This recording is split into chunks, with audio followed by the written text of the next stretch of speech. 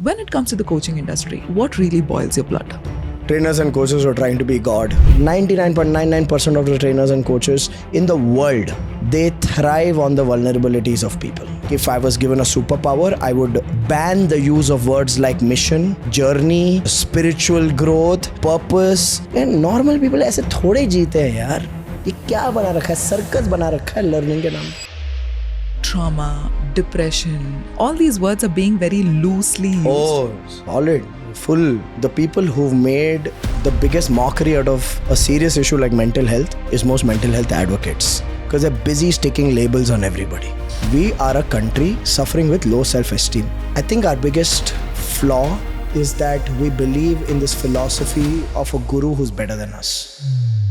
So there is this big myth that people talk about. If I'm extremely spiritual, then aspiration for money and material things should not exist.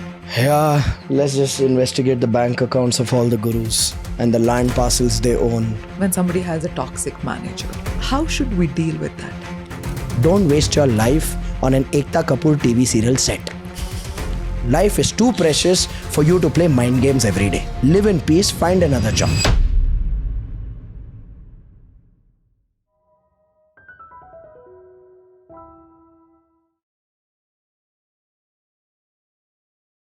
Rajiv, I think the goal of today's podcast or the conversation has got nothing to do with business. Yay. I've known you for over 10 years right now. And one thing what's extremely inspiring for me when it comes to you is you walk the talk, you call out the bullshit, you also understand that your level of awareness is growing, and you also adapt to things accordingly. So I want to start off with this. Beyond being a successful business owner, being this coach, if you could rip off all of that, based on who or what the core of you is inside today, how would you define yourself? I should have prepared myself for this. This is like one spiritual podcast. Okay. I've tried to answer the question of who am I, only to realize that it's a futile exercise. I just believe that at the core, I enjoy people. I love people. I think we're the most interesting, diverse species that has walked the planet.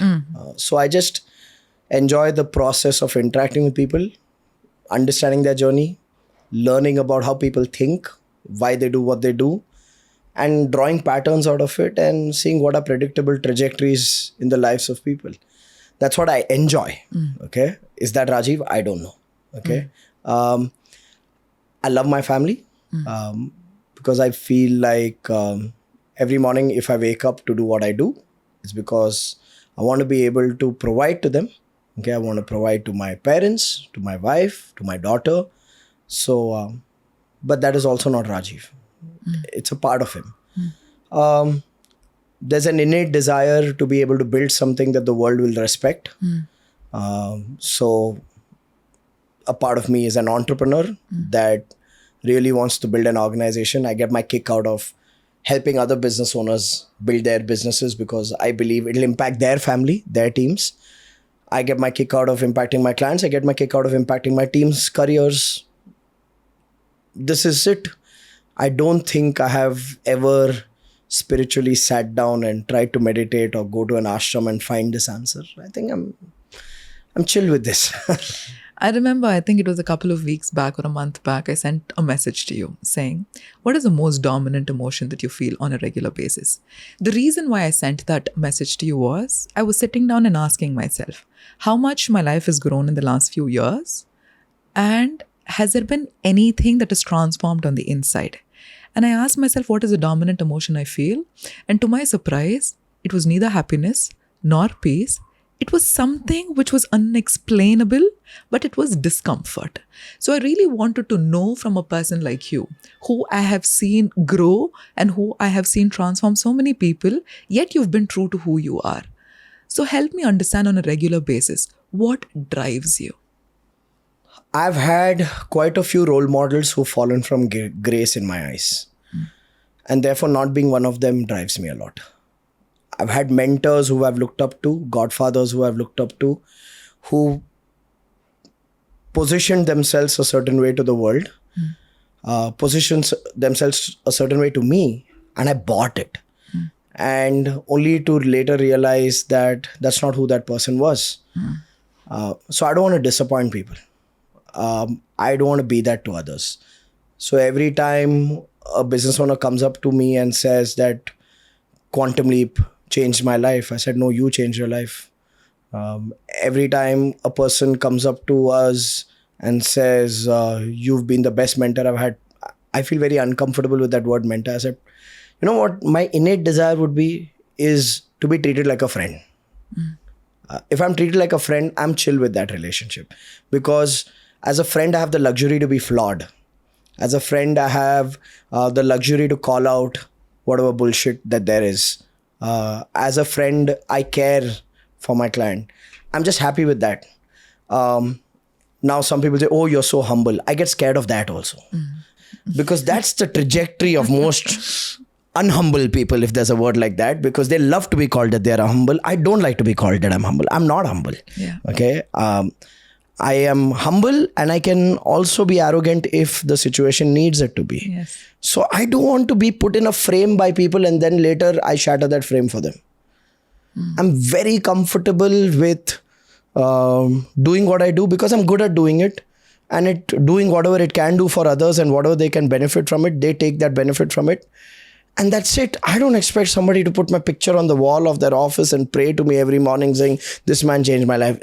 I feel like puking if that happens. And someone say, oh, you have a receiving problem because you're not open to receiving the... No, I have clarity. I want to be a friend. I want to be a friend who cares. I want to be a friend who can be real with you. I can be a friend who can be casual with you, so I don't have to be eloquent and here and there, agar mere muh se gaali nikal gayi, it comes out. Okay? So I want to be that. And I want to draw my boundary there.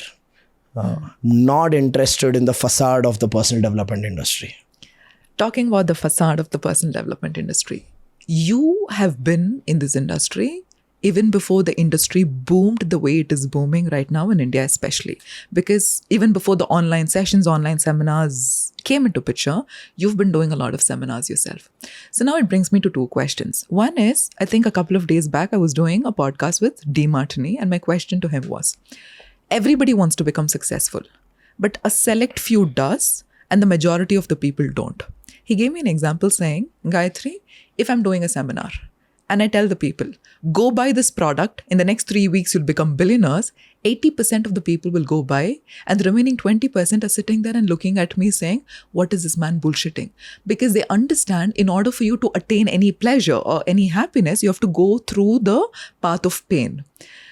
When it comes to the coaching industry, what really boils your blood? Trainers and coaches who are trying to be God, who are pretending like they are blessed, that their lives are fully functional and there's no aspect of their life that are dysfunctional. Trainers and coaches who are taking undue credit that they are the reason behind changing the life of somebody else. Look, if you want to be a guru in this country, you'll attract enough idiots because they lack self-esteem, and therefore they need somebody who they pin their hope on, who can validate their lack of self-esteem by letting them know that here you are seeking Sharnagati from me, and therefore now I'm going to help you evolve. Okay? We are a country suffering with low self-esteem. There is no two ways about it. Okay? I love my country. I love my countrymen and women. But doesn't mean that I don't call out whatever is real. Okay? We love heroes. We love gurus. And therefore, a lot of trainers and coaches thrive on that. They want to be the hero. They want to be the guru. Okay? They just thrive on that. Is it coming from their own voids? Everything is coming from our voids. Right. Mine are coming from my voids. Yours are coming from your voids. All of us have voids. The thing is, you are trying to fulfill your void versus you're violating somebody else for the pleasure of your voids. A lot of people violate somebody else for the pleasure of their voids. And that is my biggest discomfort with majority of the training and coaching industry. I think if I was given a superpower, I would ban the use of words like mission, like journey, like spiritual growth, like purpose, because people who use these words in most cases are using these words to showcase to others that you don't have these things, I have these things. Yes. And therefore come. No. It's a lie. Okay. Look, we are all amazing and we are all broken. Yes. Okay.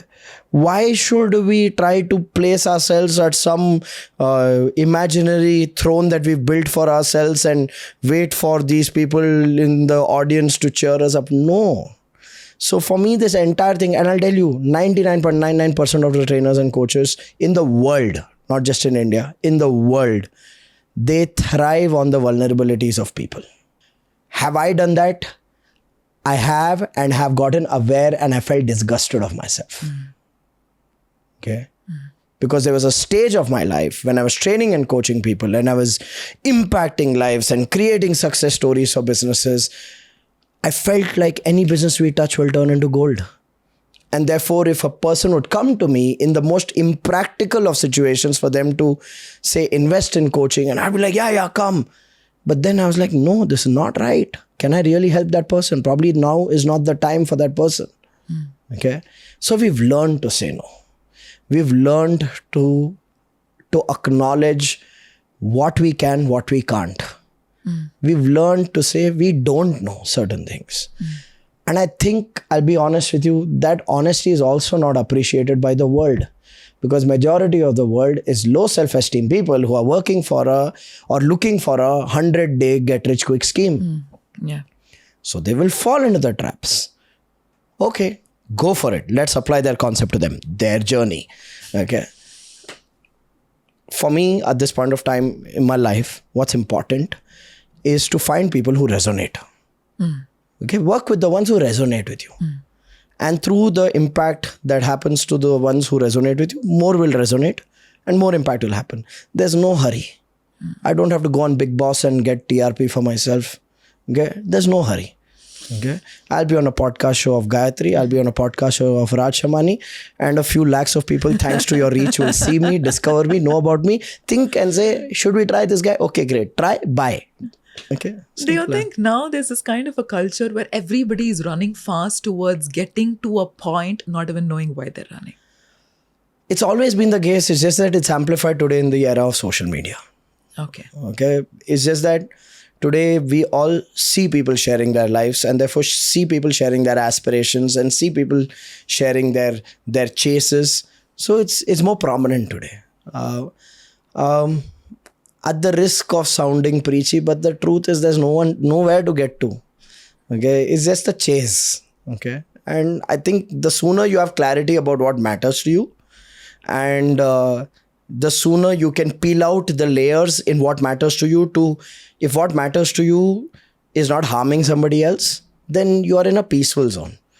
But sometimes I've seen people, they are clear what matters to them and they don't care about the impact of them pursuing what matters to them on their own families, on their own customers, on their own teams. And they are doing it at any cost. And that any cost thing backfires because every action has an equal and opposite reaction.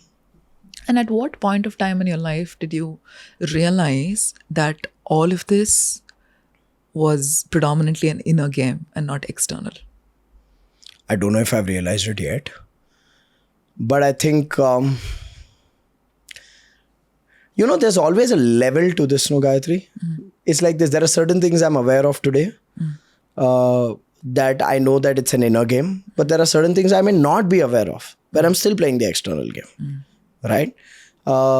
So it's about peeling that layer. That's the way I see it. So I don't think it's a particular point in life. It either becomes a way of operating for some it's not a way of operating. So they're shut and they're just playing the external game. For me, it's a way of operating to see and reflect and check, am I living life in alignment with myself? Rajiv, you've been in the personal development industry for a very long time, and I've seen the same industry grow as well. But one thing what I've realized in the process is the maximum growth for any person happens when they start calling out their own bullshit. Yes. So in the process, right, what do you think personal development is not letting us see, but rather it's sugarcoating and navigating us into something else rather than doing the real work? The way I see it is that the day you start feeling that you are a teacher and you're no longer a student, it dies. Right. Okay. And I'll give you a case in point. I remember this in 2020, we were doing an event in Feb in Mahabalipuram just before the pandemic hit.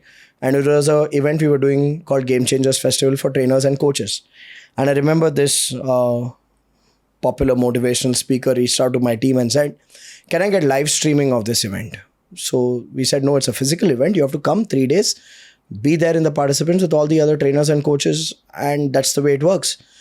No, but if I come and sit in the audience, what will people think about me? Because my brand is big. Okay. And my team was like, it doesn't work that way. I'll pay 5 times the money. I'll set up the infrastructure cost plus pay 5 times the money.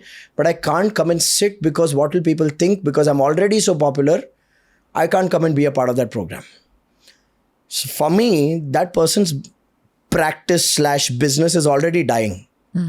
It's reflected in that person's approach towards learning itself. If you're uncomfortable in sitting in a room and being a student all over again, which is where most trainers and coaches start from. Yeah. Okay. Everybody started by going through some kind of training and coaching and being a student. And if you feel like, oh, I'm too big for this now, it tells me that you've lost connection already with what you're doing, why you're doing it. And you know you've lost connection. You are seeking an answer. You're seeking a solution because that's why you're interested in learning something new. But you're not willing to get down off your pedestal and go be a student all over again because you have these tags of, I am India's leading motivational speaker. I'm like, screw you, bro. You are so demotivated right now. And when somebody chooses to work on themselves and they want to get started on this journey and they want to get acquainted with a coach or a trainer, what are the red flags that they should be aware of? Too many. To begin with, I would say, if I have to really break it down for someone on finding the right mentor, I've always maintained this has been my standard answer for years. Number one, relevance. Are they teaching what you need to learn? Sometimes I've seen people jump into courses and programs and coaching sessions, not because they need it, just because they love learning and they've discovered someone and they jump into it. Like I'll give you a classic example. I was in the Philippines last week. I was doing a program there and it was a group of business owners, 300 business owners in the room. And I said something that at every stage of your business, it's absolutely important for you to know what is relevant for you to learn. Which means what? If you're in a stage of business where you're struggling for survival, you're barely able to meet your monthly expenses, then your priority needs to be to learn income generating skills like marketing and sales. But if you're going into a seminar, a convention where there are multiple speakers and then there is this one speaker who comes and tells you, I will teach you stock market trading. Okay. And therefore buy my course because you'll be able to make that additional 30,000-50,000 a month. Look, you are a business owner. You're choosing the path of building a business. If you're choosing the path of building a business, what's more relevant for you? Is learning marketing and sales to fix your business and bring it to a point of stability more relevant for you? Or is making the 30 to 50,000 rupees that guy is telling you that you can make by spending 15 minutes a day by setting up the stop loss of a stock more relevant for you? That is seduction. This is actual work. Most people give into seduction. Yeah. You want to learn stock market trading. It's probably relevant for you as a business owner when you've reached a point of stability, you've optimized all your skills in business. Now you're looking at building your personal assets and your personal wealth. Then learn stock market investing. You're in a job. Your job is giving you a limited opportunity to earn an income. You want an additional income, go learn stock market trading. But for most people, what happens is they don't choose what's relevant for them. So first step is always ask yourself, is this learning relevant for me at this point of time in my life? I'll give a simple example. Like say, for example, inner child healing. Okay. I believe the best point of life for a person to go through some inner child healing therapy is when they are going through some battle. Because I think then the wounds are raw. Yeah. You go deeper then into that. But if say, for example, all is well in life, oh, inner child healing, let's go learn that. Honestly, you'll not reach the depth of inner child healing. Yes. right? Yes. So everything in life has a context and relevance. So when you are choosing a trainer or a coach or a mentor, first ask yourself, is it relevant for me now? Because if it's not relevant for you now, all you're doing is adding intellectual cholesterol. And I'll tell you, we live in a world where everybody has massive intellectual cholesterol because everybody's consuming content. Everybody's on social media, watching a podcast, watching a reel, doing a tutorial, attending a webinar, attending a course. And we've become a generation of knowing, but very little doing and being. Okay. So first step is relevance. Right. Second step to find the right trainer, coach or mentor would be resonance. Okay. Do you resonate with the vibe, the values of this individual? Okay. And when I say resonance, again, different people are different. I have seen people resonate with a trainer who wear a magenta 3-piece suit and drive a Ferrari in a village and say that, okay, I'm going to make you a millionaire. Yes, there are a bunch of people who resonate with that. Okay, go choose your idols. Great, fantastic. I know people who resonate with someone who says, guys, I'm flying to the US right now and, I'm right now messaging you from the Wi-Fi connection of my business class seat. There are a bunch of people who resonate with that saying, hamare bade bhaiya. Okay, go. Choose who you resonate with. Okay. So if you don't resonate with a mentor or a trainer, you'll fall out. You won't relate to their learnings also, even if the learnings are relevant. Okay. Do you think our level of resonance is directly proportional to who we are? So I resonate with somebody who... 100%. Okay. 100%. And when you resonate with those who are selling you a dream, I always have said just that when a trainer or coach sell dreams, they attract idiots. You'll only remain an idiot when you buy dreams. No matter how many training programs you attend, if you're attending the training program saying this person will make me successful, oh, they have a course that will make me abundant in life and they have a course that will make me money in my business. It all boils down to you are going there to improve your skills, your knowledge, your mindset, and then what you do with that. And if the trainer and coach has a support mechanism to help you implement that, great. Okay. If they don't, the onus is on you as a participant. Correct. Right? Most participants will not take responsibility for this. Why do you think while most of us, or in fact all of us, want to be successful, but only very few people are willing to walk that path of discomfort or resilience? Most obvious answer that comes to my mind is the need for convenience. As humans, we are convenient liars, right? Like we will speak what is comfortable to us. I'm speaking what's comfortable to me. Okay. And we will probably not be willing to put ourselves on the line. We are looking at what's the easiest, fastest, simplest way to achieve what I want to achieve. And till we don't understand that it's not about choosing the easiest, fastest, simplest, but it's about choosing what will get me what I want. And sometimes it'll be hard, sometimes it'll be easy. But I have to be willing to do what will get me what I want. Most people don't have that clarity of what will get them what they want. They're too clogged with the confusion within and then the clutter outside.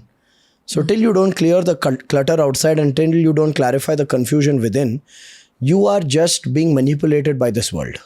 When you speak about manipulation right now because of the boom of social media, do you think the entire entrepreneurial journey is just too glorified? Unnecessarily glorified. And what is that people are not talking about the journey that should be spoken about? The tough days, the difficult days, the failures, the breakdowns, the vulnerabilities that you experience, the insecurities that you carry. And I don't blame it on the people who are showcasing stuff on social media. Because I'll tell you, how many people are willing to actually have a deep conversation? Not many. Do you think a lot of people don't have the capacity to have a deep conversation? Of course, it's a lack of courage. Okay. It's a huge lack of courage. Is it only lack of courage or lack of depth in them also? I think the gatekeeper to the depth is lack of courage. To go within? Yeah. Okay. You're not willing to go within. A few days back, when I was talking to my husband, we work right now because we've set up our office. We work like 14 hours in the office. Both of us don't get exhausted. But because we've been made to believe that there needs to be a balance, we ask ourselves, should we feel guilty for not finding a balance? So help me understand this entire terminology of balance. Does it truly exist, or is it an idea that we impose on ourselves, or what is this entire thing about from your perspective? From my perspective, I don't think 8 hours work, 8 hours family, 8 hours sleep is balance. That nobody can achieve. I think it's an illusion. My perception of balance is constant oscillation and correction, which means based on the phase of my life, I prioritize something. So I oscillate towards it. And then comes a point where too much of anything is always never ecological. So either my health will throw up a warning, or my relationship will throw up a warning. Say my wife will say, I'm missing you. Or my daughter will suddenly look at me and she'll be like, you've not been around, okay, kind of thing. So I think that's correction. Once I had a client of mine. He said, Rajiv, we have 1,500 pharmacy stores. I want to take you to 15,000 pharmacy stores. And he's in his 60s. And he said, sometimes when I'm at home and I'm relaxing and I'm holidaying with my family or I'm going out somewhere, at that point of time, the thought comes saying, am I underplaying our potential? That we can go from 1,500 to 15,000. Am I choosing the convenient path? And when I'm out there adding more stores and really working hard, then I wonder, I'm in my 60s, I have children, I have grandchildren. Do I really need to do this? I want to be there with my family. I want to experience the joys of what I've built. So he said, how do I deal with the contradiction? My answer was, this is not a contradiction. Okay. I see these two parts of you as complementary, where they're taking care of each other. Because we look at this as a contradiction because we think these are polar opposites. For me, these are not contradictions. These are two pieces of the puzzle that make you complete. So basically, the drive helps you thrive, and a little bit of that guilt helps you come back to balance. So it keeps you in check. Okay. It keeps you in check and puts you back in your base. His base is, he loves his business, he loves his life, he loves his family. All three are true for him. So every time he's going only business, the love of his family brings him back. And every time he's going too much into this, the love of his business brings him back. Isn't this what life is supposed to be?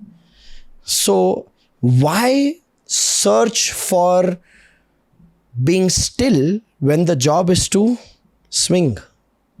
So when you're teaching, the intention is coming from a space where, hey, I did all of these mistakes. I figured a way out. I'm giving you the framework. I would love for you to implement this so that you don't go through this. This is the genuine intention from which it is coming. When you see visibly that people are taking the lessons and not implementing it, does that piss you off? No, not anymore. Okay. The reason for that is I look at transformation as an investment of phases. A training program is for you to gain knowledge. Okay.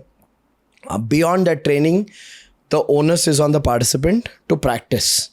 Now, if somebody does not have the ability to practice by themselves, then there's an option that you get a coach.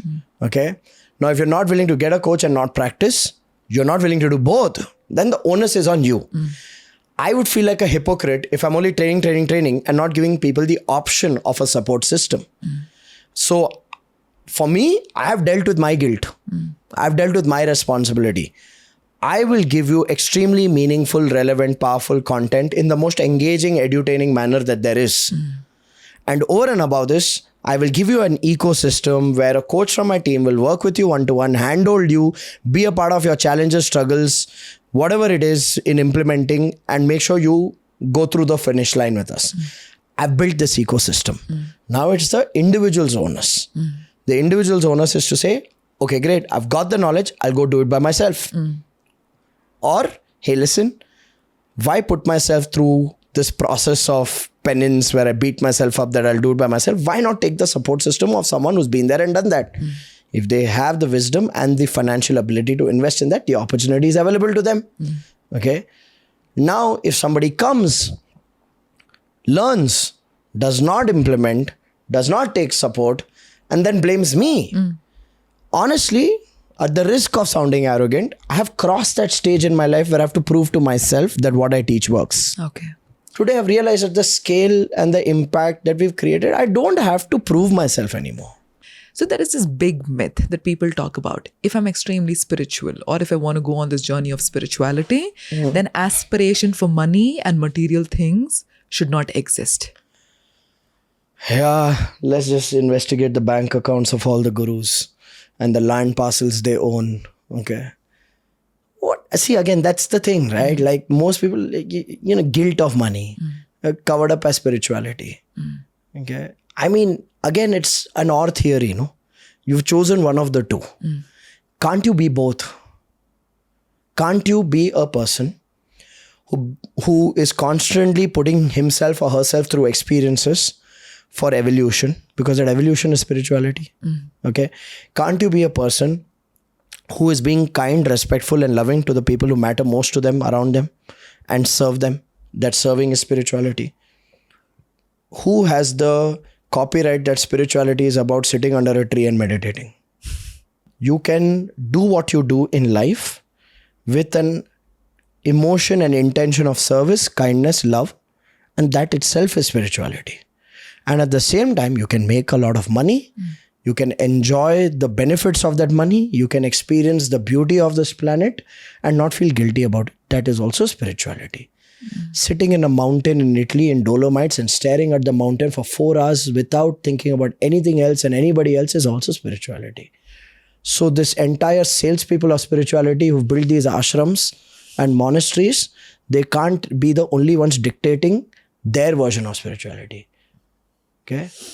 If you run away from a relationship because you didn't have the ability to be flexible in a marriage and accommodate the other person's needs and desires, and therefore you chose to be by yourself and then you call yourself a saint, no, I'm sorry. That's not the path practical for everybody.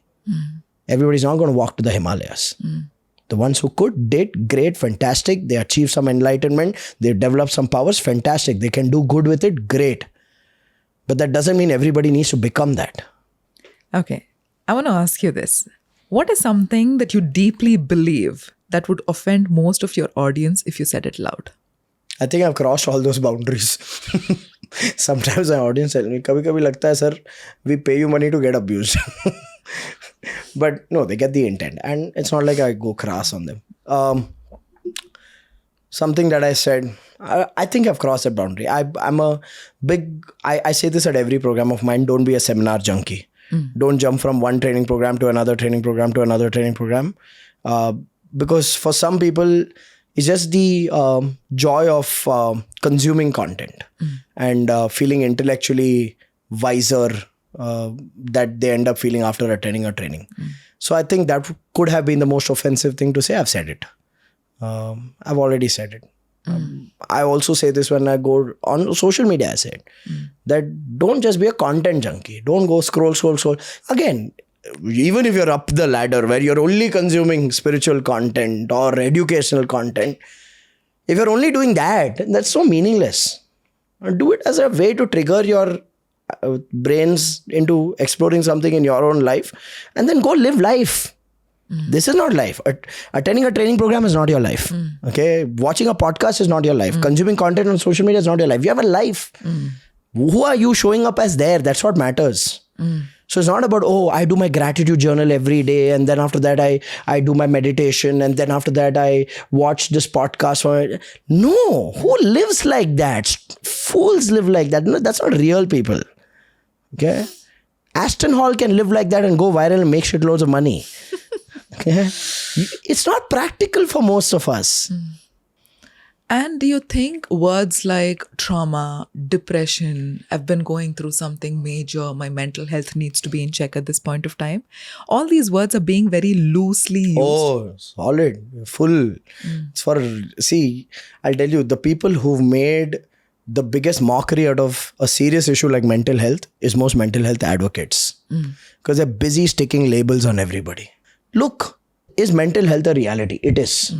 Okay. And those who have it need to be supported emotionally and diagnosed clinically and gone through whatever science is there to support them.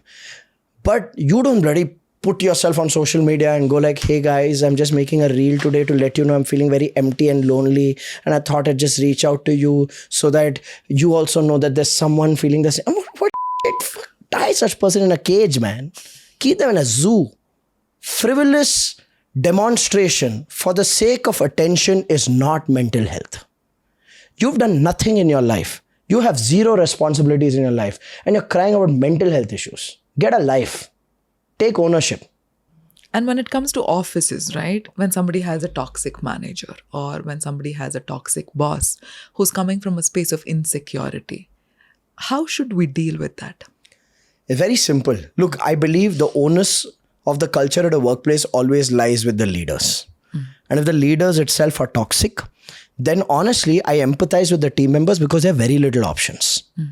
Their first option is to be a performer and then raise their concerns. And I'll tell you, it may sound unfair, but this is what it is. Your voice will not have a weightage if you're not delivering. If you're using the toxicity as an excuse to not play your best, you're already at a disadvantage. And whoever is toxic will use that as an evidence to say, you find me toxic because you are incompetent, you are incapable, you're not contributing. So I always advise this to team members that if you're in a toxic workplace, and there are plenty in the world, okay? If you're in a toxic workplace and you really want to deal with it, then first responsibility on you is be the person who's delivering results. Because when you deliver results, your voice has a weightage. Then you use that voice to voice out your concerns and do it again in a manner where you're not going there to attack the toxicity. Because the toxicity, when attacked, becomes more toxic. Correct. You confront and have conversations to share feedback, to share your intention. What is your intention? Your intention is to have a workplace that is treating people fairly and respectfully. Okay? So keep it at that. Okay? You don't have to be an activist and say, Hamari mange puri karo. Activism leads to nothing. Okay? So you earn the right, deliver, then share what needs to change here. The management and the organization, if they value you, they will value your feedback. If they don't value you, no matter how right your feedback is, unfortunately, it will fall on deaf ears and the toxicity will only grow. Okay. Now, even after you've done all of these things, you've delivered, you've shared feedback, you've addressed and raised concerns. Now, that's a test of the character of the management. If they are not a fair management, if they don't take ownership, if they don't make changes, then you know they are unfair people. And if they are unfair people, and the fact that you are someone who can deliver, find another job. Don't waste your life on an Ekta Kapoor TV serial set. Life is too precious for you to play mind games every day. Live in peace, find another job. Now, if you're going to be one who says, but all managers are like that, then you are a bigger idiot. There are millions of companies, millions of workplaces. You've not gone through all of them, right? So till you find one, play. And of so many people who are out there advocating become an entrepreneur, you're one of the very few people who does not diss the 9-to-5 job. Definitely not. Yeah. And also, there's another angle to it, right? You also tell people your passion will not pay you. I want to understand this. I heard, I think it was Sam Altman who spoke about this. Anybody who's made a massive difference in the world is somebody who's been extremely obsessed about an idea, which I am translating it into passion. If, for example, you were not coaching business owners and you were to do something else just because that was hyped at this point of time, let's say at this point of time it's AI, you might not do as well as you're doing it in this. So where does someone draw a line between what I'm passionate about and how I can thrive in that as a business, or just do a business for the sake of it because it is giving me money? So let me put it this way. Say I manufacture these buttons, okay? And say we have a factory and we do 300 crores. I better be passionate. Okay. Okay? I better be passionate. Because if I say, oh, manufacturing buttons doesn't make me feel like I'm making a difference to the world. Bhai, दुनिया की इज्जत बचा रखी है तुम्हारे button ने. ये सब खुला रहता. Okay. See the beauty in what you do. Okay. Look, if I suddenly leave this and then I say, I went for this train the trainer program and they told me there's a message that I have to give to the world and I want to become a trainer and I really want to impact people. Bro, The truth is, what you see and what you're excited by is the intellectual glamour of becoming a trainer. And you're camouflaging it with some mission that I want to make a difference to people's lives. Let's start by the people in your life. You have a factory, 300 crore revenue, make a difference to your team members. Okay? Make a difference to their families, their children. Okay? Make a difference to the community where you are. Okay? Make a difference to your family. You have enough avenues of making a difference. ये trainer बनने का भूत सबको क्यों है? Passion, purpose, these are words created by the personal development industry to sell courses. I can love what I do. I can make a difference in everything that I can do. I don't need to have some revelation or discovery. Most people are chasing a revelation. That once the revelation happens, my life will fall in place and everything. No. The revelation, if there is a revelation, happens when you keep taking action. Correct. When you keep moving, when you explore, when you experiment, when you play. Okay? So, I am not for this entire narrative of passion and purpose and ikigai and all of these things. I'm like, boss, let's keep it simple. Each one of us have certain resources, exposure, knowledge. Let's start working with what we have. Take a few steps forward. Something else will open up. Take a few steps forward. Some people don't want to take the steps forward. They want directly the leap into discovering their purpose, getting enlightenment. And like right now. Yeah, like violent light going up on my whatever chakra. I'm like, bro, dude. And normal people ऐसे थोड़े जीते हैं यार. ये क्या बना रखा है? सर्कस बना रखा है लर्निंग के नाम पे. Right? Keep it simple. Yeah, you're a homemaker.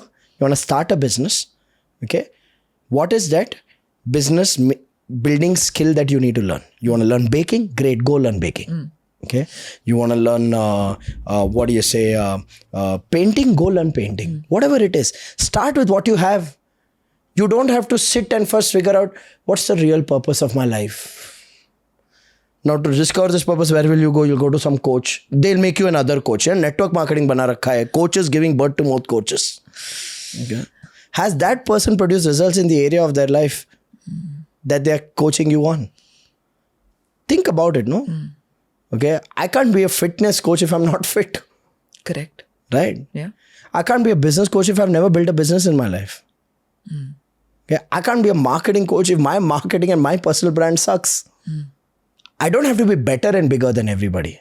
Gary Kirsten was the coach of Team India and Sachin Tendulkar was playing in that team. Doesn't make Gary Kirsten a better batsman, but he's been a player and he's been a successful player.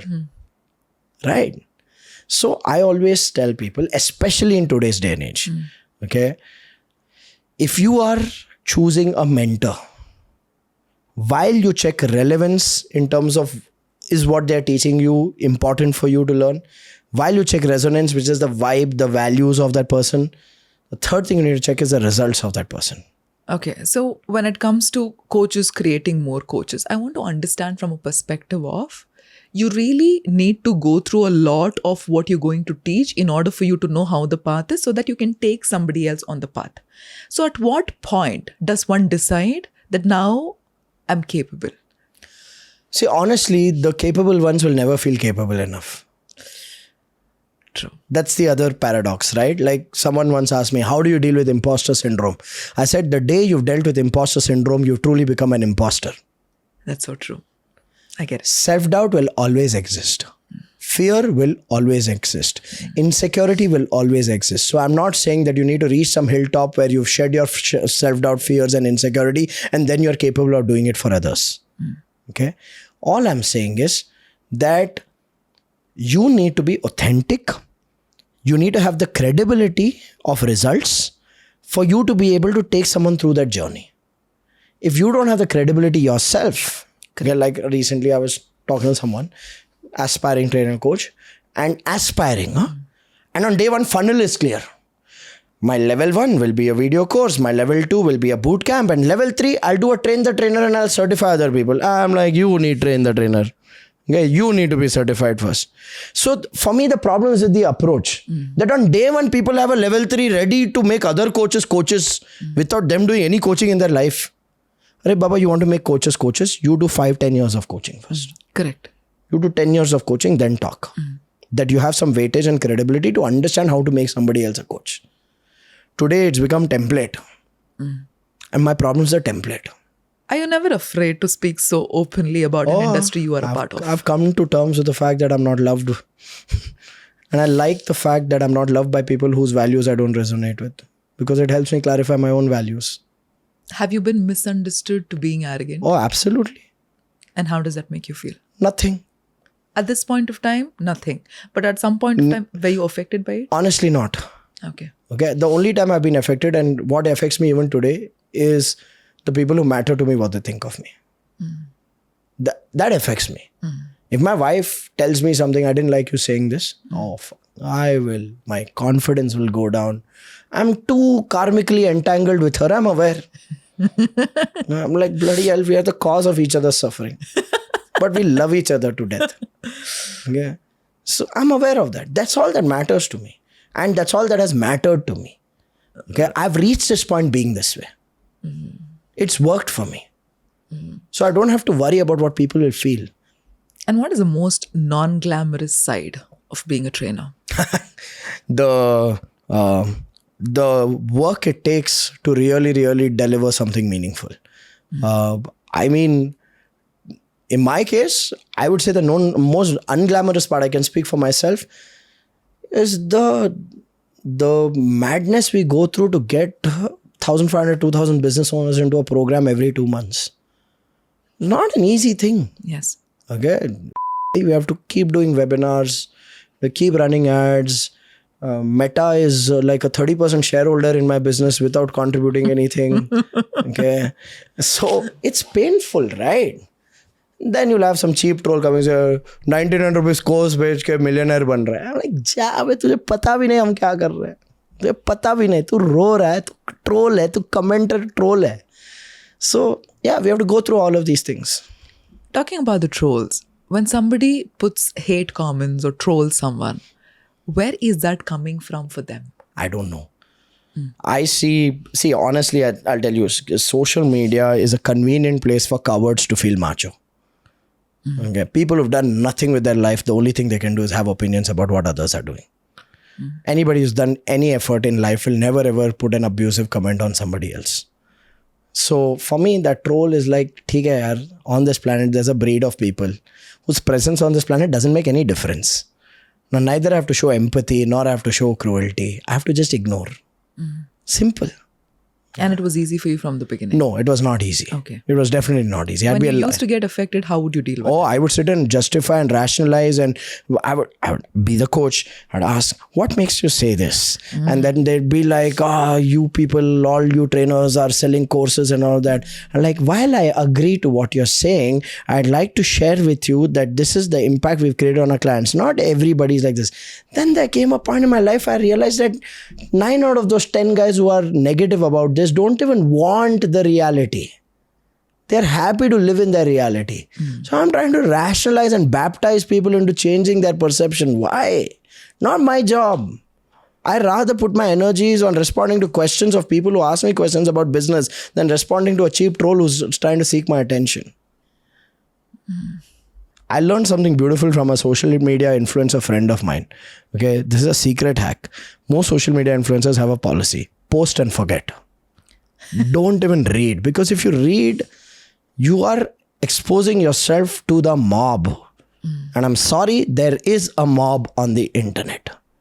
Now some may say, oh, you're so arrogant. These viewers are the ones who make you who you are.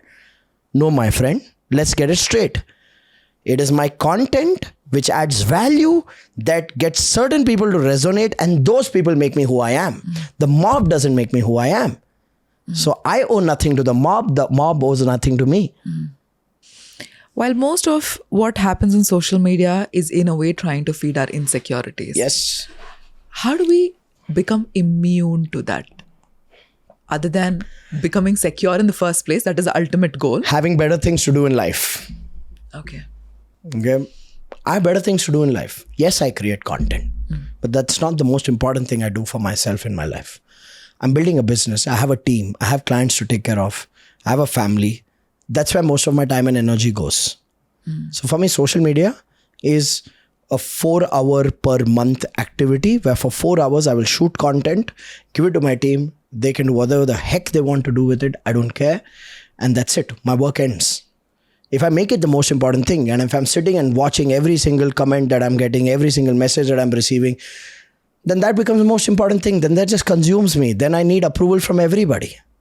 And also, I think it was a few months back, I saw a news article saying working with Gen Z has become a nightmare at this point of time. How much of that is actually true? Fairly true. Okay, why? Fairly true. I've tried to have a neutral perspective about this. I believe the Gen Z is a very independent thinking generation. Okay. And therefore, they want meaning to why they're doing what they're doing, why they've been asked to do what they're asked to do. Okay. They want meaning to it, which is great. Fantastic. I love that sense of wanting that clarity of context rather than just doing stuff. But I also feel that there is a part of the Gen Z that is actually using this as a shield to not commit themselves, to not work hard enough, to not go through the grind, to not take responsibility and end up being fragile. Now, look, my friend, life is not your international school. It is not. Okay? It's not your international school where by age 13 you have an American accent and life is beautiful, and by age 16 you are consuming chemicals and substances that actually you're not supposed to. Life is not that. Life is harder than that. Life requires you to have resilience. It requires you to have grit. It requires you to have a sense of discipline, a sense of focus, and a sense of playfulness, joy, and happiness. It requires all of this. You can't say, I just want the good things in life. Nobody gets only the good things in life. You get life. You get the good, you get the bad, you get the ugly. You got to be willing to take it all in. If you're not willing to take it all in and you say, no, but I'm going to defend myself and I'm going to stand up myself. Look, if a manager is asking for a report, it's your job to give a report. That doesn't mean you go and rant with your colleagues about, oh, the management has trust issues. Yeah. Frivolous, fragile, stupid things. Okay. So, yes, I feel what Gen Zs have done well is they've taken away the luxury from toxic bosses to be toxic. They want it. They don't it from their parents. They're not at work. Fantastic. I love that about the Gen Zs.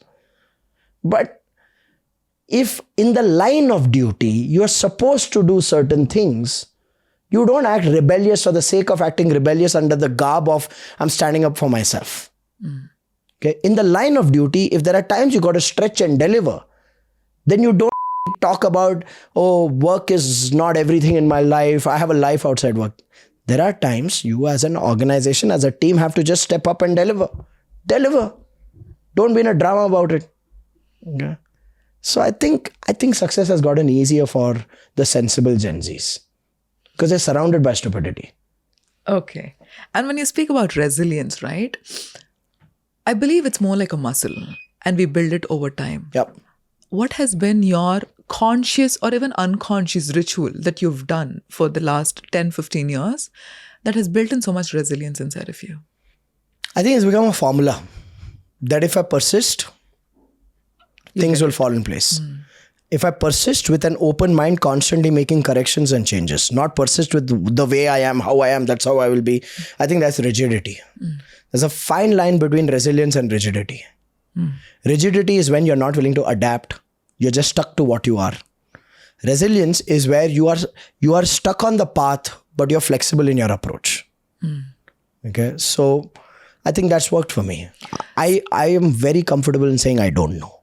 Okay. I'm very comfortable in someone getting offended by what I've just said to you in this conversation and give me a better perspective in the comment section below. Very comfortable with that.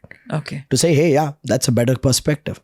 Okay. I don't believe I know it all.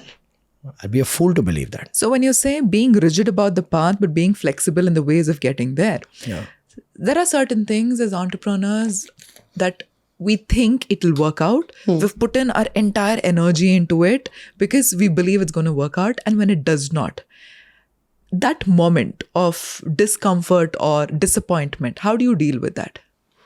Go through the discomfort and disappointment. Sulk, Okay. feel shitty, get frustrated, talk to the person who matters to you, be a victim for some time, and then slowly you attain mastery. First you'd be a victim for a month, then you reduce, be a victim for a week, then you sulk for a day, then you sulk for half a day, then you sulk for 2 hours. I think that's the way it is for anybody. Okay, you can't claim to be this, oh, failures don't affect me anymore. It does. The best way to deal with it is to live through it and then come out of it. The difference between people who've achieved and people who are trying to achieve is the ones who've achieved also have the same emotions that people who are trying to achieve have. The ones who've achieved also have fear, also have doubt, also have insecurity, also have down days, have all of it. But the difference is they go beyond it. I have fear, but I'll still do it. The one who's trying to achieve but never achieves has fear and gives in to the fear. You're able to move through the fear because you've done it enough number of times and you have proof of concept. No, there comes a stage where you don't have proof of concept, but you're still able to do it irrespective of the fear. And I think that is the tipping Differentiator. point. Yeah. Okay. Why is it some people have that and some people don't have that? I think it again boils down to one's standards, right? What are your standards? And are your standards, or have you borrowed it from somebody else? Like, for example, for most people, their goals are borrowed. Okay. Most people, all of us, at some point of time, my goals were borrowed. Okay. I would look at a Tony Robbins and say, I'd like to be a Tony Robbins, only to realize, no way. Okay. So, our standards get borrowed by reference points. Okay. But then there comes a stage where we are pursuing those standards, which are borrowed goals, and things are not falling in place because they're not ours. Correct. Because nature has this beautiful play, no? Yeah. Now, if you don't have the wisdom to listen to the resistances created by nature so that you realign with yourself, then you'll always be in this battle of falling short. Correct. But if you are having the wisdom to be able to look through the message of what's happening around you and adapt and clarify and be honest with yourself, then what are your standards? Okay. Then from there, your journey begins. Now, when I know this is my goal is to build an organization which will become an institution that will live beyond me. So I'm more interested in building Quantum Leap as a legacy brand, something that will live beyond Rajiv Talreja and Karan Hasija, something where there is leadership teams at multiple layers, something where there are systems where even if the owners are not there, the systems run. Like, a very cute question my mother-in-law asked my wife. Okay. My business partner was in Australia for 20 days. I was jumping between Philippines and Malaysia. And my mother-in-law asked my wife, Rajiv and Karan are not going to office. How will office work? It's a cute question. Because she comes from seeing her husband was running a dukaan where if he doesn't go, that day dukaan has to be shut because you can't trust ki cash pe kaun baithega aur paise lega. It's a very cute question. But that cute question was a great reflection for me saying, we've built something that's actually working without us, right? So that's always been your statement. I help business owners build a business that can eventually run without them. At any point of time, do you feel the FOMO that your business will run without you and you feel like, I need that little bit of control? My dream. The movie Highway was there. Okay. The Alia Bhatt, Ranveer Hooda movie. Yeah. The climax scene was shot on a mountain where they were living in a hut. I keep telling my team, get me a hut like that. But I want to come once in a month. I want to deliver a 3-day program. बाकी तुम देख लो मुझे फर्क नहीं पड़ता. Okay. I don't know. I think I value delivering trainings. It's important for me. I love teaching. I don't think I'll let go of that. Doesn't mean I'll be the only person doing that. I have trainers on my team who deliver programs today. Okay. So I've let gone. But I know this is something I'll do for myself, Baba. Okay. Ye mere liye hai. Okay. So I value that. There is a part of you that feels content and there's a part of you that feels like it needs more. And both of it is necessary for our growth. Yeah. But how do you find a balance that this is not pushing you too much or this is not pushing you too much? I think the indicator for me there is growth. I believe that as humans, leave alone our businesses, but as humans, when our energy feels down or drops is when we are feeling stuck. We are in the same place, doing the same thing, experiencing the same emotion. Okay. So for me, growth is one of my core values. It's something that I thrive on, which means we always have to keep growing. And growth doesn't come from the greed of wanting more. For me, growth is a result of becoming better at what we do. Got it. So it's more inside out rather than outside in. Okay. So because it's inside out, I don't believe in growth at all costs. Okay. Which means that if that growth is compromising on something that is important to us, like for example, health or relationships or environment at the workplace, and I have proven data for myself to validate this, that it's not a hollow statement. Me and Karan both have pulled the chain, stopped the train and said, guys, we will not grow now. We will stabilize. We will not take more clients because I feel the team's health is getting compromised. I feel there are a few people in the organization on whom the stress levels are too high. So let us give time for the rest of the team to buck up, step up before we take in more clients.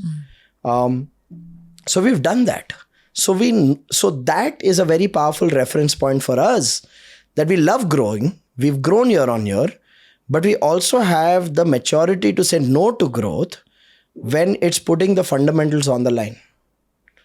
Now some guy will come and say, but don't you think your competitor will go? यार उसका कर्म वो कमाएगा, मेरा कर्म मैं कमाऊंगा. वो क्या कर रहा है देख देख के मैं भागूं, मैं सुकून कहूं. Stupid concepts, I'm telling you.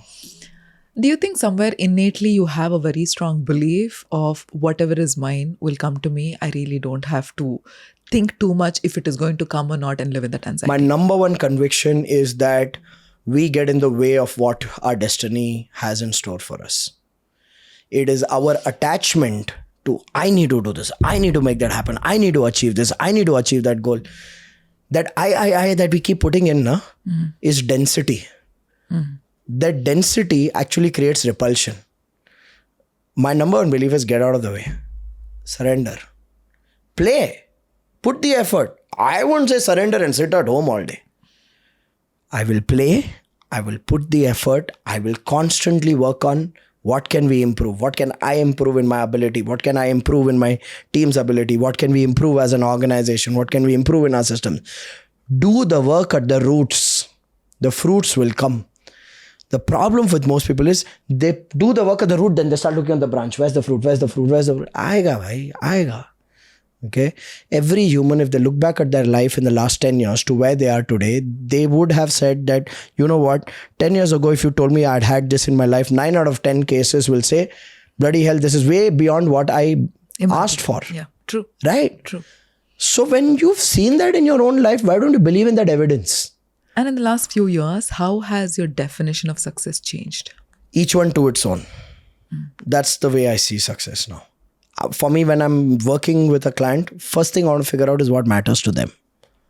Because there is no standard template of success. Okay. There's no definition that, oh, only if you have this size of a team, this much of a revenue, this much of a personal income, then you're successful. I've had the fortune of being able to understand that sometimes for a person who's been in a job for 20 years, because he had a home EMI to clear and he wanted to make sure he funds his children's education and they get a secure job, only then will they have the luxury to pursue their dreams. Okay. And that person starts a business. And for that person, it's not about the profit and the loss at the end of the month. It's just the ability to say, I have a business of my own is success. Then who am I to judge that person saying, oh, you're in your comfort zone? No. If I have a woman who was married off at an early age and was not given the permission as per the patriarchal structure of their family to do something professionally, and that woman, after having 2 children and after supporting the family, decides one day that I want to start a business of my own. And for her, it's not about having a team, not about having a system, not about having an office, not about marketing, not about building a brand, but just getting that first order of baking brownies and just making that additional 5,000-7,000 rupees in a month, for which she doesn't have to ask her husband for money. That is also success, no? But unfortunately, that woman then comes on social media, consumes content, and she's made to feel like, oh, you're making only 15,000 a month for yourself. You are in your comfort zone. You need to get... No. For you, probably that 15,000 matters, because with that 15,000, you are able to buy the clothes you want to buy from Zara and H&M. You are able to buy stuff for your kids that your husband probably is too stingy to buy. Then which podcaster, which business coach or mentor or trainer has the authority to tell you that you are in your comfort zone? They are fools then, because they don't understand your world. So I'm most curious about understanding people's world, and in their world, what does success mean to them? And if I can be a catalyst either to help them achieve that or just to clarify to them that you are already successful, you don't need a training program, then we've won. Because I think me inflicting my definition of what success should be for you is the biggest hypocrisy of a facilitator. So when you take a look at life, I think it's about your relationship with uncertainty. Part of it. The more you enjoy the process of being in uncertainty, your life becomes much more smoother and easier. I feel life is... It's to get comfortable with contradictions, which means there are some... See, now say for example, you say it's about enjoying uncertainty. For some people, that's not healthy. Some people need to shut up and do the basic which will give them certainty. So I think all of us, you got to be comfortable with certainty and doing the boring stuff. And you got to be uncomfortable with the uncertainty and exploring stuff that you've never done before. Okay. You got to be comfortable with both. You got to be the person who is open to love and connection. Okay. And you got to be the person who's also comfortable with the loneliness and isolation. You got to be comfortable with both. It's not necessary that you enjoy both. If you can, you have such a wide frequency True. that your appetite is more than. I think it's about building that appetite. So I want to ask you this. Has there been a point of time in your life where everything on the outside was amazing? You had the materialistic success and you were celebrated, but somehow you felt very hollow on the inside?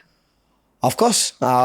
So, I mean, in my journey till 2012, nothing worked in my business. 2012, shut 2 businesses down. So went through a financial loss. Next 2 years, lived like a victim, did nothing. 2014 onwards, started working on self, learning, exploring how I need to improve my capabilities, all of that. 2016, when the second version of Quantum Leap happened, where we started working with business owners and started delivering trainings, that worked. And factually, I would be fair to say I was one of the first guys in India to build a training and coaching business in the manner that today most of the training and coaching market does, where you have a funnel and stuff like that.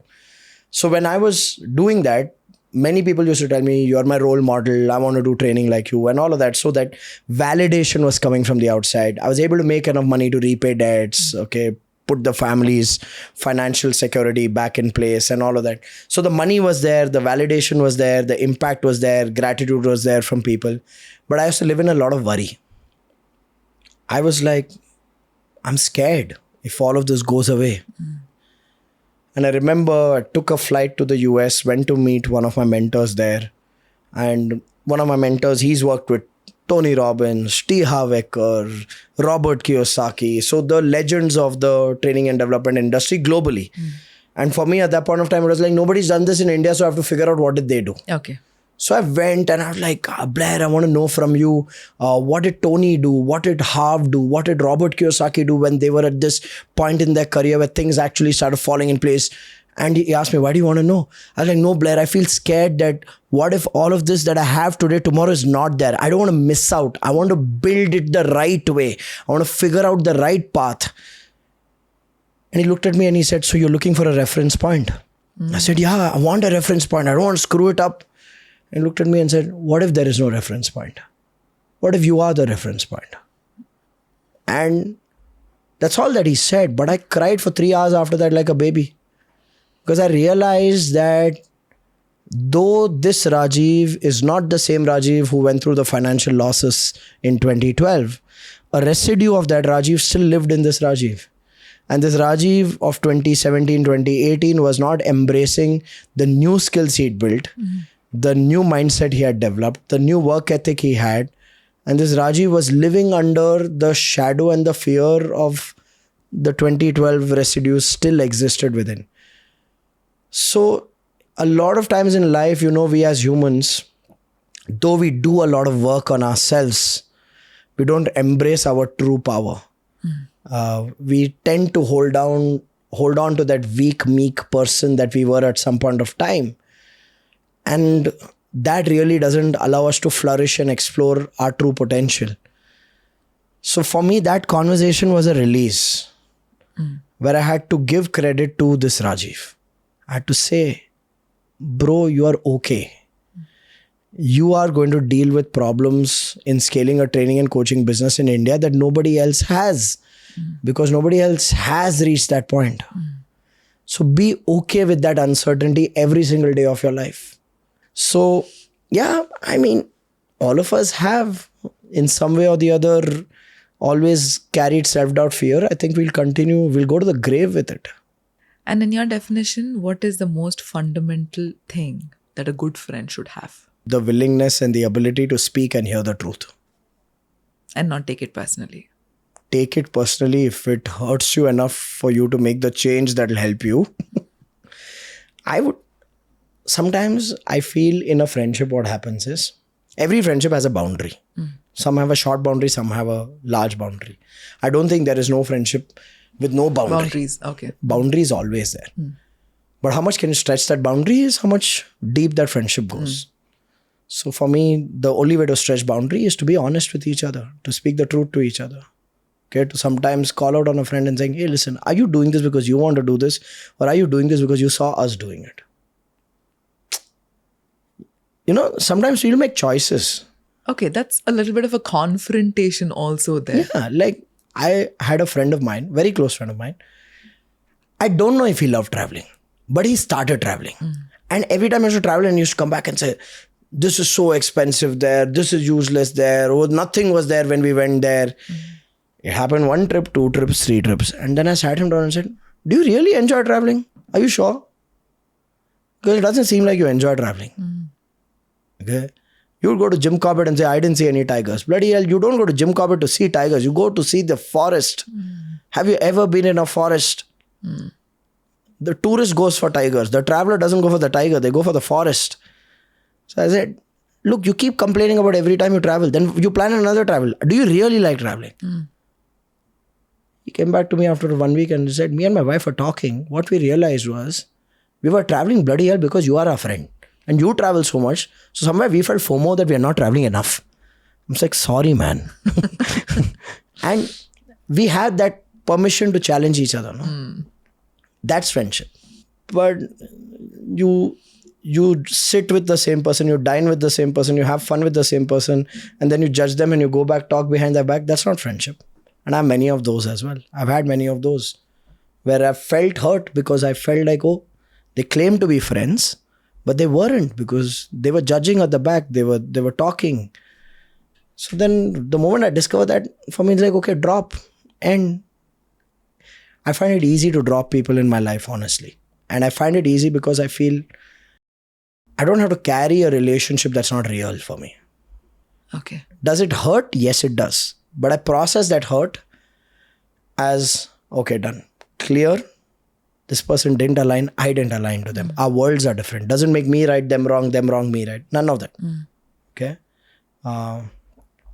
For me, it just feels like not everybody is here to be with everybody. So why have the desire to hold on to everyone? And what is that you're the most curious about right now in life? Most curious about? I think we're at a stage of business where we're going from success to scale.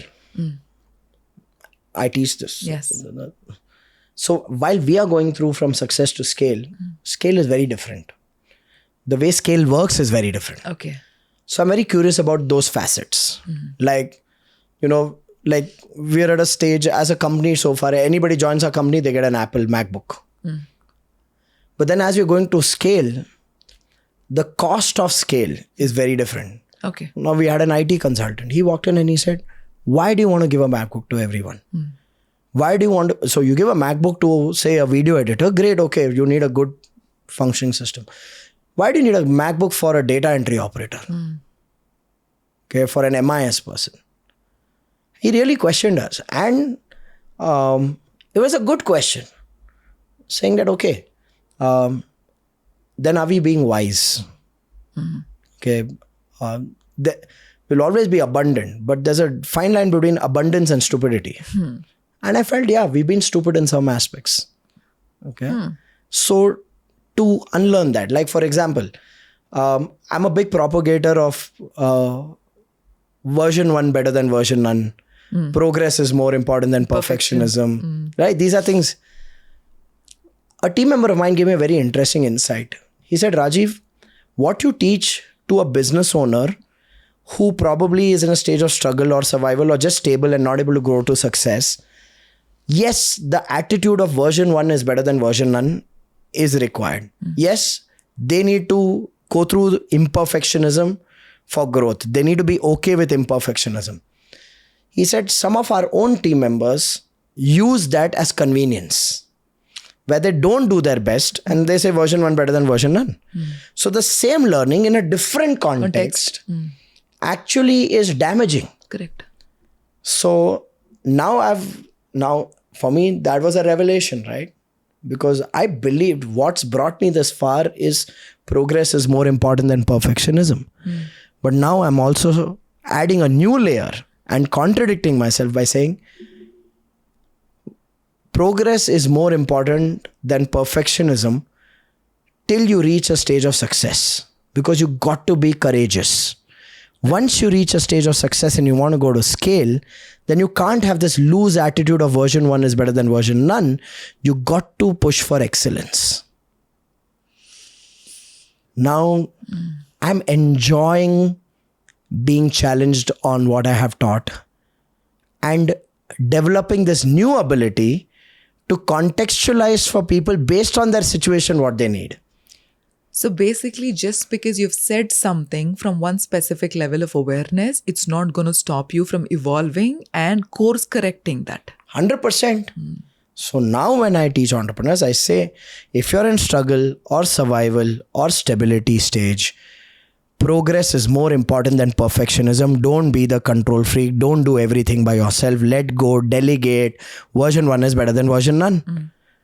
But for an entrepreneur who's probably has a second line of leaders, who has a team, I'm going to say, drive excellence.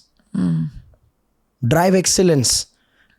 Push for what are those 1 degree changes that we have to make in the business for the business to grow. And I believe that contradiction is the beauty of human life. And in this process, help me understand, how fluid are you to be aware that your perceptions and perspectives about life and things are evolving and changing, and you're okay to go and tell the world saying, hey, it's changed right now? It's one of my biggest strengths. This is one of my biggest strengths. Okay. Where I am not attaching my self-worth, my identity, my brand, my image to what I say. And in fact, I believe my brand, my self-image, my self-worth comes from the fact that I'm willing to change what I say. I've started seeing it as a strength. I embrace it fully. Last 9-10 years, knowing you, right? So much has changed, but you haven't changed.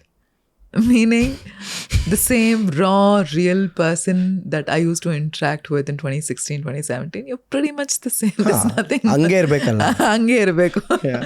That's not changed. And that's so inspiring because I remember telling Bhakti last time when I met her, Bhakti, when I was going through a very difficult phase of my relationship and truly wanted to change everything, the first reference point I had about a nurturing and a supportive relationship around me was you and Bhakti, because I've seen you guys so closely and I've understood that you guys walk the talk. And that was an aspiration for me. I mean, the relationship that you guys Just share. to comfort you and everybody who's watching, we had a crazy fight last night. And it still happens. Yeah, I get mean, it. I know the intention of you saying that because people don't want to just put this as a fantasy saying, oh, all marriages, I want to be like, I get it. I get like for me, like I think my biggest joy, Gayathri, comes in empowering people to see their own greatness rather than looking at somebody else as great that they would like to become like. I think our biggest flaw is that we believe in this philosophy of a guru who's better than us. I have teachers. I love them. I respect them. I will learn from them. But I will never ever place any of them at a pedestal because I need to protect myself. I need to take care of who I am. I need to give myself that space to be able to evolve, grow, and still love myself. As a facilitator or a teacher, my largest discomfort comes when anybody looks at what we do, how we do it, be it in our business, be it in our life, be it in our relationships, and says, I want to be like you. I said, no, be like you. You can take an aspect of what you are inspired by, what you respect. You can't make that the benchmark because you have to take that aspect and make it your own in your own flavor. That's the most important. We talk about consciousness. The world will become conscious when every being on this planet can embrace themselves. In the work of consciousness, I have seen most trainers, coaches, facilitators taking people into the darkness that you will never be enough without me. Yes. I believe that's a lie. If you're working with me as a trainer, coach, mentor, facilitator, or guide, and you always need me for the rest of your life, then I am incompetent. And I have breeded my incompetence and my insecurity into you and told you, never leave this environment. Yes. The real test is when people finished a program, finished coaching, and then what they do. And for that, we really need to empower people to let them know that they are brilliant. It's not us. We're just a bloody medium. Rajiv, what you just said is so comforting and reassuring. Because at some point of time, it did make me feel guilty for not wanting people to be on this continuous path till I die. I didn't want that. And it just made me feel guilty because I've seen a lot of people do that. And I thought that was the right way of doing, but there was a little bit of an incongruency. It is always that reassurance and the courage that I feel right now when I heard you speak that, because you've walked this path for so many years since 2006. It just gives me so much confidence that trusting my intuition is the right thing to do. Absolutely. I have this entire perspective that the real work of a facilitator is to empower people to be on their own, not to become suckers who are always saying, be next to me, be next to me, be next to me. नहीं यार, तुम्हारे factory में आग लगी, पहले phone इधर करना, हम बताएंगे क्या करना है. Someone put a false FIR on you, call first. Okay? We'll support you. But I don't need you and you don't need me every day of your life. If we can live life like that as independent, conscious beings, then the planet is conscious. No? Correct. Otherwise, we're building cults. I want you to finish this podcast with 2 messages for 2 sets of people. One is for the bunch of people who already have a business. The second is for a bunch of people who are not really sure if they want to run a business, but are being seduced by social media that only if you're an entrepreneur, you're a successful person. I want you to give both the groups of people your message. For the ones who are running a business, I always say, know what you want. What is your end goal from your business? Is it just having a business? Is it making enough money every month to sustain your necessities? Is it making enough money to invest in assets and become financially free? Or is it to build something that will live beyond you? You need to know your end goal. And it should be yours, not something that you borrowed from somebody else. For some people, just making enough money to sustain their necessities is a big win. Great. Don't beat yourself up and don't let anybody on the internet or anywhere in the world tell you, oh, you're in your comfort zone. Nahi. Okay? If that's your goal, you're achieving it, salute yourself every day. If your goal is to make enough money, to invest it in assets, become financially free, and then you decide whether you want to run the business or shut it down because the assets are taking care of your lifestyle goals, great. Then build the skills, knowledge, capabilities in alignment with that. Then you will have to build a second line of leaders. You will have to build marketing, sales, operations to be consistent. You can't just play the game of I'm selling, I'm servicing and achieve financial freedom. Doesn't work. So be clear. Be in alignment with your end goal. Your expertise, where you invest your time, your mindset needs to be in alignment with your end goal. Okay. If you want to build something that live beyond you, then obviously you'll have to build a decentralized management. You'll have to bring in a professional CEO, which means what level of leadership should you have to be able to lead a CEO? Correct. Then build that capability. Okay. What level of brand building capability should you have for you to build a business that live beyond you, for people to know it beyond you? So build the capabilities for that. So I'm very comfortable with people choosing their path. I'm very uncomfortable when people lie to themselves when they say my end goal is to build financial freedom, but they're demonstrating income-driven behaviors where they're only selling and servicing every month. So align yourself to your end goal. Okay. That's the one for anyone building a business. For people who are being seduced to start a business, don't be so weak that you choose the path of your life based on seduction. Be clear. Why? Because most people, when they say, I want to start my own business and ask them why, they say, I want to be my own boss. I want to have time freedom. I want to make wealth. You have been sold some serious substances that are taking you away from reality. You want to be your own boss, probably because you hate your boss. So you don't need to start a business, probably need another boss. Change your job. Okay. You want time freedom? The reality is, till you set up team, system, strategy in every function of your business, which is easily a journey of 5, 7, 9 years, you will not have time freedom. Right. Okay. You want to create wealth? Wealth creation happens minimum after 10 years after you've set team, system, strategy. Till then, all your money you'll keep putting back in the business. Right. So be clear what you're getting into. Don't do it because somebody on the internet invited somebody for a podcast and the person was an entrepreneur, so you also wanted to be on a podcast someday. Don't do that.